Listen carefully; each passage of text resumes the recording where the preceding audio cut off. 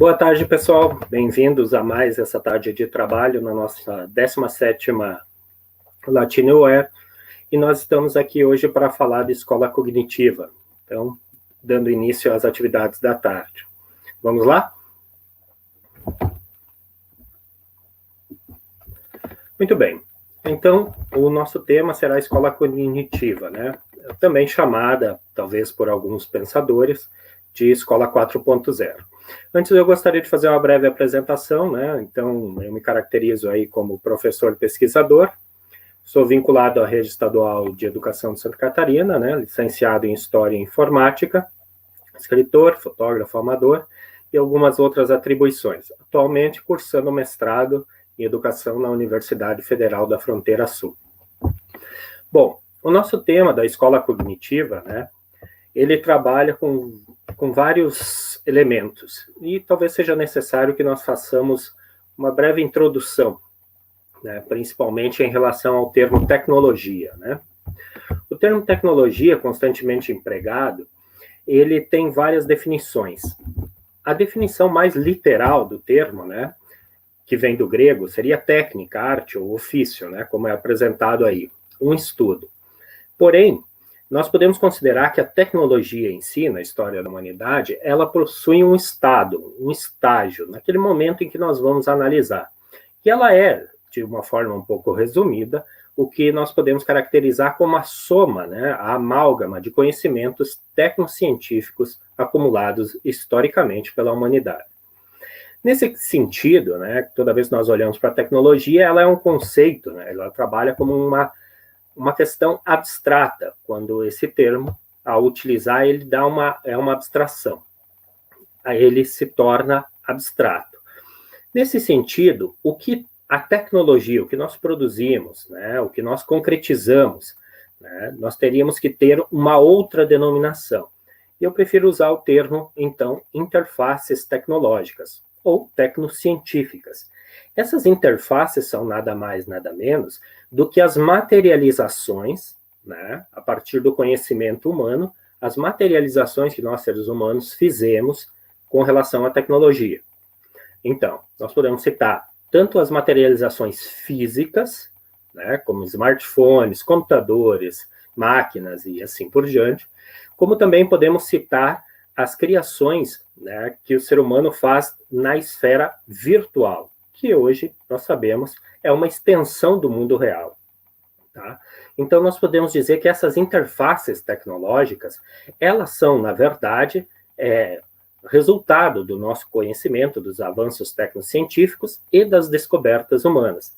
Desta forma, nós materializamos, então, essas nossas descobertas, criamos interfaces, né? E é muito comum a gente ouvir o termo tecnologias disruptivas, né, que são essas novas tecnologias que vêm surgindo e alterando o processo de produção, alterando também a educação, alterando diversos setores.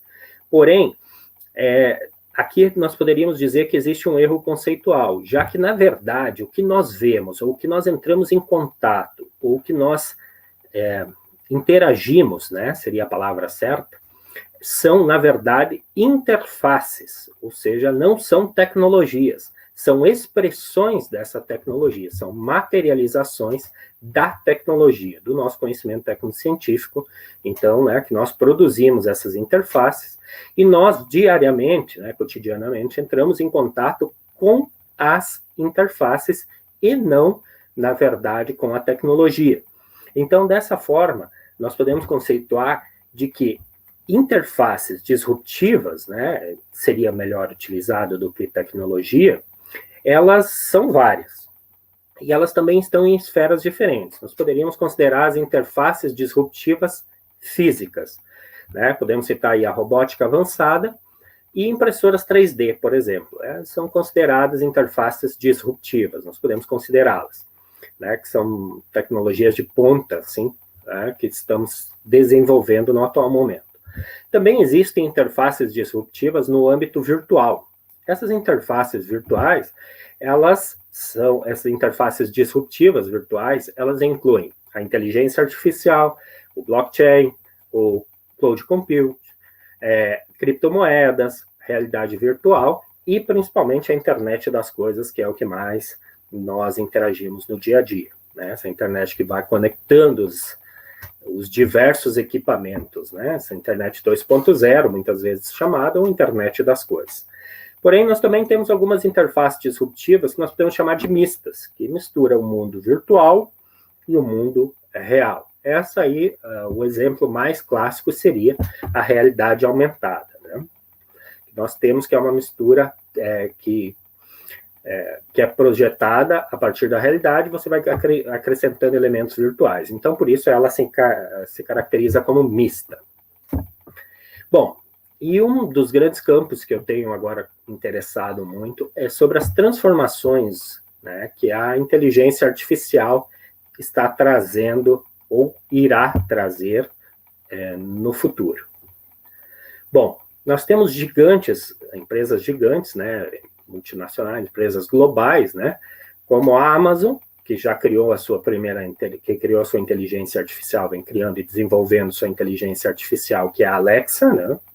Nós podemos citar a Apple, né, no caso, que seria a Siri, né, que tem a Siri, sua assistente virtual, o Facebook, que desenvolveu a Rosetta, a IBM tem o Watson, né, muito popular, muito popularizado, a Microsoft, né, tem inserido nos seus produtos a Cortana, né, a Alphabet tem a Perspective, e aí nós temos aqui, por exemplo, para não falar só de empresas do Ocidente, nós também temos um consórcio de empresas chinesas, né, chamado Alibaba Group, o Grupo Alibaba, né, que tem criado a Telmit Genuine.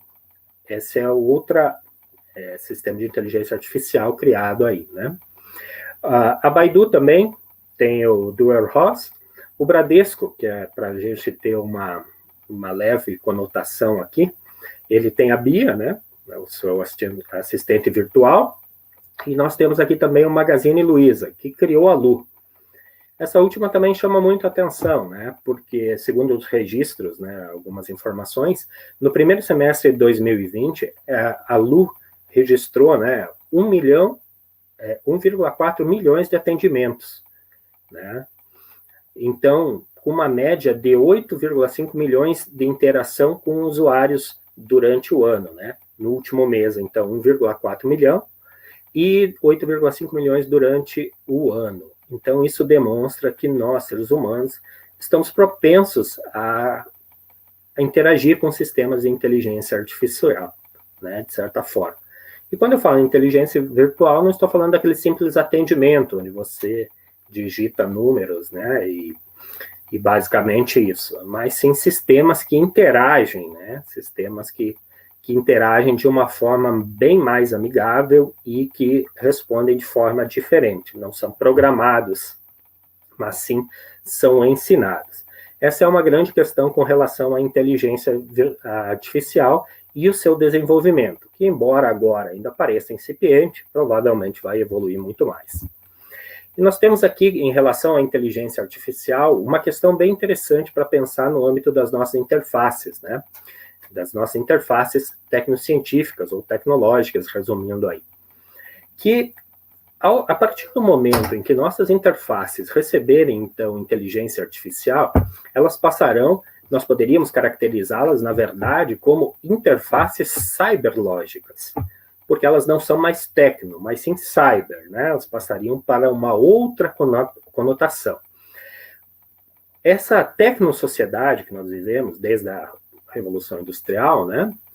Ela poderia se transformar, então, num conceito de cybersociedade a partir do momento que houvesse a popularização da inteligência artificial associada, então, às interfaces, né? Essas interfaces, produtos da tecnologia, do nosso conhecimento, criações humanas, né, tanto no mundo físico quanto virtual, ao serem equipadas com inteligência artificial, elas deixariam de ser tecno e passariam a ser cyber interfaces, né? Então, nós, ao vivermos num mundo onde existem cyber tecnologias, né, cyber interfaces, melhor dizendo, nós automaticamente deixaríamos de viver numa tecnosociedade, passaríamos a estar vivendo numa cybersociedade.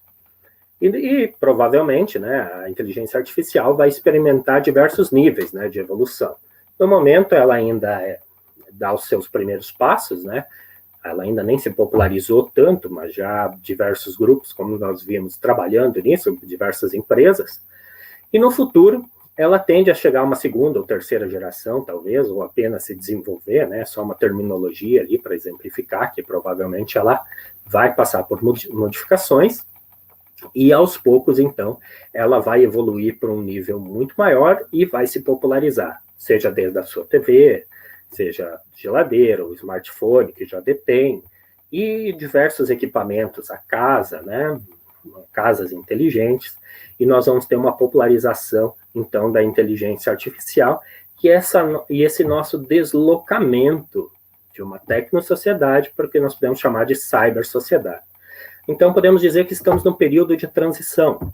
Essa transição, ela também, além do setor industrial, e ela começa sempre por ele, né, pelo desenvolvimento de novos produtos, novas tecnologias, novas interfaces tecnológicas, ele vai chegando, então, também ao meio educacional. E muitos já querem atribuir o surgimento de uma escola 4.0, né, uma nova escola. E aqui, nós temos o primeiro ponto, o primeiro espaço que nós podemos considerar espaço de conflito, né, o primeiro campo de conflito. Se nós teremos, a partir dessas modificações da sociedade, novas demandas, né, com relação ao meio, com relação à formação de adolescentes, crianças, adolescentes, de cidadãos para a sociedade, né, se nós vamos ter aqui um embate, um campo de embate, né, de discussão que deve ser muito bem pensado, que é se nós teremos uma educação voltada ao cognitivo ou vamos vivenciar um novo tecnicismo, seria um neotecnicismo, né, que muita gente apregoa e defende esse neotecnicismo, que é o ensino para a tecnologia, né, e não o ensino mediado pela tecnologia, ou seja, a tecnologia para muitos ainda é uma finalidade e não uma ferramenta, o que, na verdade, se nós estudarmos um pouco mais a fundo, veremos que não é por aí. Bom, temos algumas frases aqui que nos chamam a atenção, né? O Stephen Hawking, um filósofo, o físico, né? Nós temos aqui a inteligência e a habilidade de se adaptar às mudanças. O conservadorismo, por ser contra as mudanças, é o exato oposto à inteligência. Então, a mudança está aí, nós vamos vivê-la. A grande questão é, nós não compreendemos a mudança. Assim como o trabalhador que vivenciou o período da primeira revolução industrial, o operário da fábrica, que não era capaz de medir o tamanho, os desdobramentos do que seria a invenção da máquina a vapor, nós, seres humanos agora, da contemporaneidade, também não conseguimos medir quais serão os desdobramentos de uma inserção maciça ou massiva, de uma popularização da inteligência artificial na sociedade, nas empresas, no trabalho, no mundo do trabalho, no mundo da educação. Então, é muito difícil nós medirmos quais serão esses desdobramentos. E é um movimento que acontece de forma um tanto quanto silenciosa, e muitas vezes não nos gera preocupação, ou não nos gera atenção, porque não há um efeito imediato, mas sim talvez a longo prazo, e que nós ainda não compreendemos. Assim como não compreendeu o operário naquela época, o que a máquina representaria para a sua vida, talvez nós ainda não conseguimos compreender o que a inteligência artificial vai alterar a nós. Bom, o Edgar Morin disse que um dos preceitos para a educação do futuro, né, seria compreender também aprender e reaprender incessantemente. Aquilo que muitas vezes aparece como a frase é necessário aprender a aprender, que parece meio sem sentido, mas, né, já que a capacidade de aprender ela é inata do ser humano, mas o ato de aprender, a ação, o processo de aprendizado, esse sim nós poderíamos, então, desenvolver, aprimorar, né, lapidar na consciência, na mente, né, de cada ser humano. principalmente crianças e adolescentes que estão no processo de formação de sua humanização.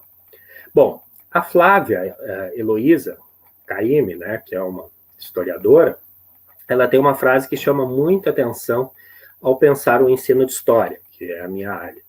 E ela diz o seguinte: para ensinar história a João, é preciso entender de história, né? É preciso entender de ensinar, de história e de João. Bom, isso demonstra que há um pensamento que talvez nós pudéssemos voltar à escola nova, né, que remete à escola nova, que nós precisamos talvez fazer uma análise. Essa escola cognitiva, né, essa escola que vai se voltar ao indivíduo, se nós conseguirmos vencer esse neotecnicismo e transpor essa proposta neotecnicista e chegarmos realmente a uma possibilidade de uma escola cognitiva, isso será fundamental, porque você vai ver um professor que precisará, além de deter o conhecimento, né, além de entender de ensino, deter um conhecimento teórico, ele também vai ter que saber daquele aluno, né? Há uma diferenciação aqui, que nós estamos falando em personalização do estudo, da personalização do ensino e da aprendizagem. Bom, numa das atribuições, né, que é a nossa escola, que é uma das atribuições da educação, está aqui o processo de humanização e de profissionalização. E isso pode ser visto na LDB. E quando eu estou me referindo à escola, eu me refiro à escola pública, né? Porque a escola particular atende a outros interesses, mas eu estou me referindo aqui à escola pública, né? A educação pública. A educação particular tem suas especificidades e eu não me interesso por elas, então não há demanda aqui para a gente discutir. Mas no âmbito da educação, né, da educação pública brasileira, nós temos a LDB no seu artigo 2º que descreve o seguinte: a educação, dever da família e do Estado, inspirada nos princípios de liberdade e nos ideais de solidariedade humana, tem por finalidade o pleno desenvolvimento do educando, seu preparo para o exercício da cidadania e a qualificação para o trabalho. Bom, isso nós já estamos vendo que já vem se tentando algumas modificações, né? Embora a pandemia mundial de Covid-19 tenha retardado esse processo, né? Já há modificações claras na BNCC, né? A Base Nacional Curricular, a Base Nacional Comum Curricular. Então, nós já temos aí várias modificações remodelando, né, o ensino médio, que, aliás, é uma das grandes cobranças do setor industrial de que haja uma reformulação do ensino médio, já que eles reclamam que a parte profissional não é atendida, né? Então, os nossos jovens não detêm esse conhecimento profissional, né? Então, com essa grande inserção de novas interfaces, né? Interfaces tecnológicas disruptivas, também demanda um outro tipo de formação, né? Formação escolar. Bom, e aí nós caímos na questão: por que nós teremos, então, uma escola cognitiva? Aonde que reside o motivo de pensarmos no sentido de uma escola voltada à aprendizagem do aluno, a desenvolver a capacidade, as habilidades do aluno, né, do estudante? Bom, há um claro modelo, né, que com a popularização da internet, nós podemos perceber que há um fracasso do modelo de memorização. Esse modelo que é muito sistematizado na dicotomia entre teoria e prática. É aquele modelo onde, durante muito tempo, o professor detinha o conhecimento e a função dele, então, era passar esse conhecimento ou levar o conhecimento até o aluno, já que ele não tinha grandes meios de acesso, né? Hoje, nós temos um fluxo contrário, grande quantidade de conhecimento, e que ele precisa, tamanha quantidade, né? Hoje, a grande capacidade do ser humano precisa ser a capacidade de selecionar aquilo que é relevante e aquilo que não. Bom, isso abre a necessidade de uma formação direcionada ao desenvolvimento cognitivo das capacidades e habilidades. É isso que nos parece, ou me parece ser, o caminho da escola cognitiva, né? Seria isso como um resultado, né, dessa transmutação de uma tecnosociedade para uma cybersociedade, que vai ser ainda mais seletiva na hora da contratação desse jovem, na hora de colocar pessoas em determinados setores para o trabalho. Bom, e o que move, né, essa possível passagem para uma cybersociedade? Logicamente, o que nos levaria seria a inteligência artificial, mas são os próprios antagonismos, né, que o ser humano tem na sua existência, né? Nós vamos ter que nos acostumar a viver mais no mundo das incertezas do que das certezas, né? Nós estamos superando essas verdades absolutas, essas metanarrativas, né? Seja do âmbito religioso, seja do âmbito moral. Então, toda essa estrutura talvez esteja em crise, né? Nas sociedades do Ocidente, e que talvez terá que ser substituído por uma nova roupagem, né, para a educação mais voltada a quem precisa aprender, mais voltada ao estudante, né? Bom, essa formação cognitiva, ela não vai ser fácil, não será uma escola cognitiva, ela é totalmente diferente, né? Então, nós teremos que fazer aí uma reestruturação. E essa reestruturação, né, ela passa por diversas questões. Nós tivemos aqui no âmbito da pandemia, né, um pequeno vislumbre do que é você mediar o ensino pela tecnologia. Logicamente que isso não será definitivo, né? Não será assim numa cybersociedade, nós teremos outros recursos. Mas quando nós voltarmos, e acredito que voltaremos em algum tempo, ao chamado novo normal, né, que talvez nunca voltemos ao antigo normal, se é que podemos dizer assim, esse novo normal ele vai carregar, então, algumas aprendizagens, né, para nós professores, e também algumas sequelas, né, essas que vão ser aí, provavelmente vão surgir várias discussões a respeito do ensino misto, né, de uma roupagem mista, que é nada mais, nada menos do que a social, presencial ao virtual. Bom, essa mudança, né, que para uma escola cognitiva, uma formação cognitiva do estudante, ela basicamente passa por mudanças no currículo, na estrutura da própria escola, no processo de ensino-aprendizagem e, obviamente, também no planejamento educacional do professor. Bom, essas são uma opinião positiva, né, do que nós talvez vivenciamos nos próximos anos. Mas como eu deixei claro lá na abertura, lá eu sou um pouco nihilista, e nós também temos que levar em consideração que existem tremendos desafios, né, gigantescos desafios a serem superados aí pelo professor para que se chegue ao modelo de escola cognitiva.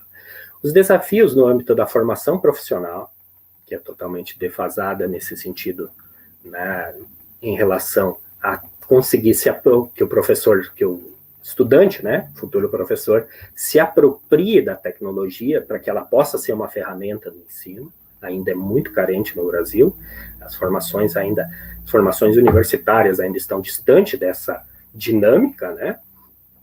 Nós temos desafios no âmbito da formação continuada, de que muitos professores não detêm ou não têm acesso a essas formações continuadas de uma maneira consistente, e nós temos dificuldades estruturantes de uma própria escola cognitiva, principalmente porque há um modelo de escola muito bem rígido, né, com suas paredes e seus espaços, seus muros, e que não será facilmente superado por um outro pensamento.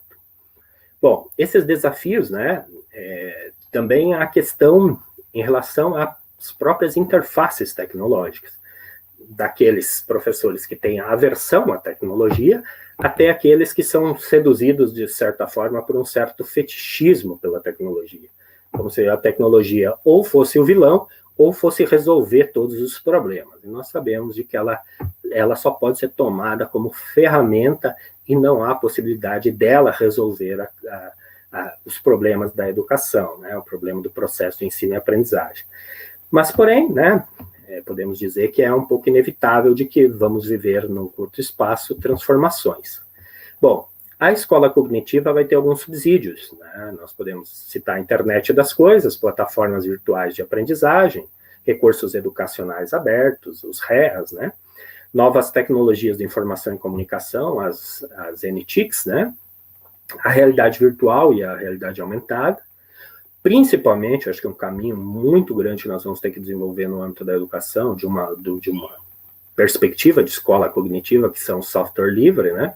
Para que nós possamos interagir, desenvolver isso, já que nós vamos ter que superar essa dicotomia entre teoria e prática nesse novo modelo do ensino médio, né? Nesse novo ensino médio, nessa proposta.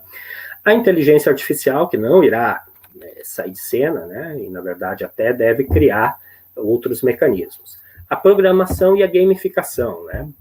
Essas são também duas das atividades que são meios, né, de nós alcançarmos os alunos.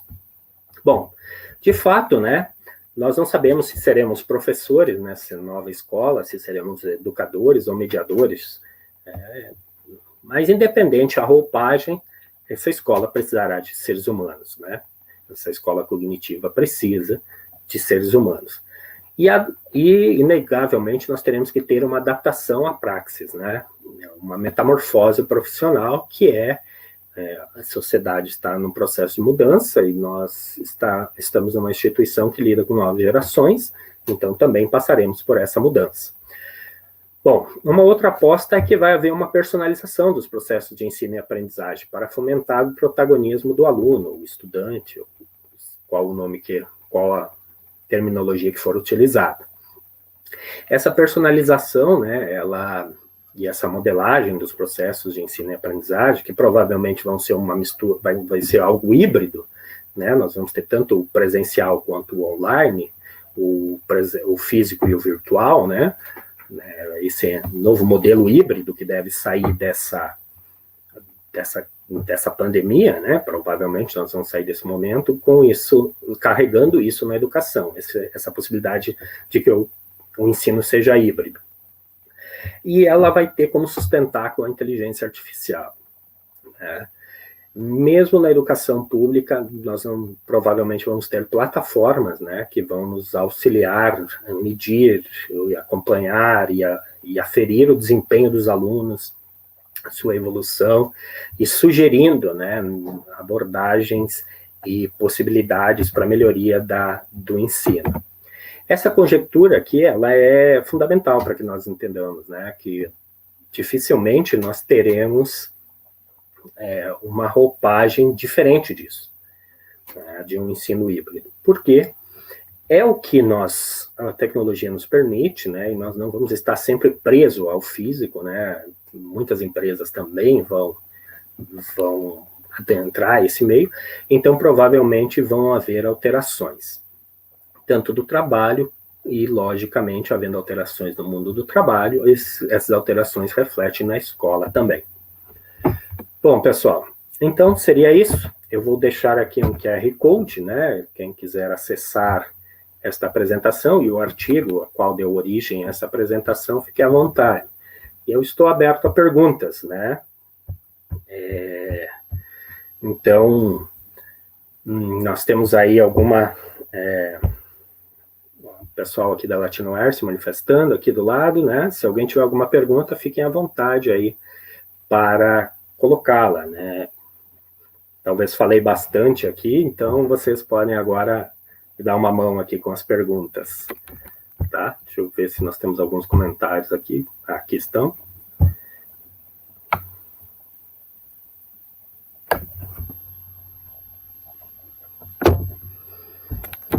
Tá, então é fundamental, né, pessoal, que nós pensamos, né, nessa questão. Estou vendo aqui uma pergunta, né, que seja relacionada a esse neotecnicismo ou ao desenvolvimento cognitivo dos alunos. Essa é uma discussão que nós, professores e pensadores, temos que fazer do que será dado, né, de encaminhamento à educação, né? Porque, de forma geral, nós ainda não temos essa resposta. E ela é, sem sombra de dúvidas, fundamental para que a gente possa entender, né, esse novo normal da qual nós devemos ter pós-pandemia, né? E mesmo numa perspectiva de uma cybersociedade, nós ainda vamos ter que pensar muito ainda a respeito de como será essa sociedade. E esse novo modelo de educação.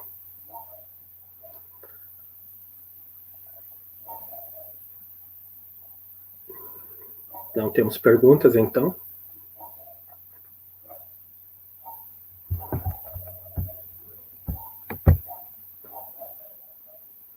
Temos uma sim. Bom, então destacar, né, pessoal, que nós estamos aqui fazendo uma mistura de exercício de análise e futurismo também, porque, obviamente, nós não sabemos, e não podemos dizer quando a inteligência artificial irá se popularizar, mas, com certeza, nós entramos num caminho que não tem volta. A partir do momento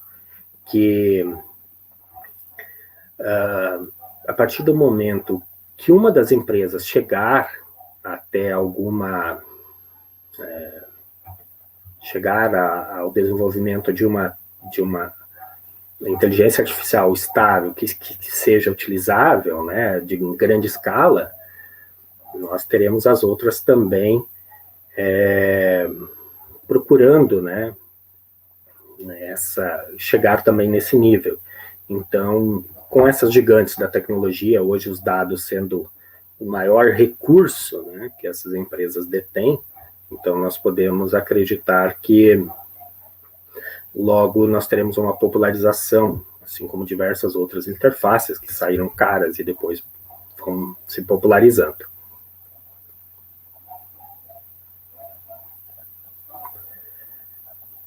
Bom, não temos perguntas, então, pessoal?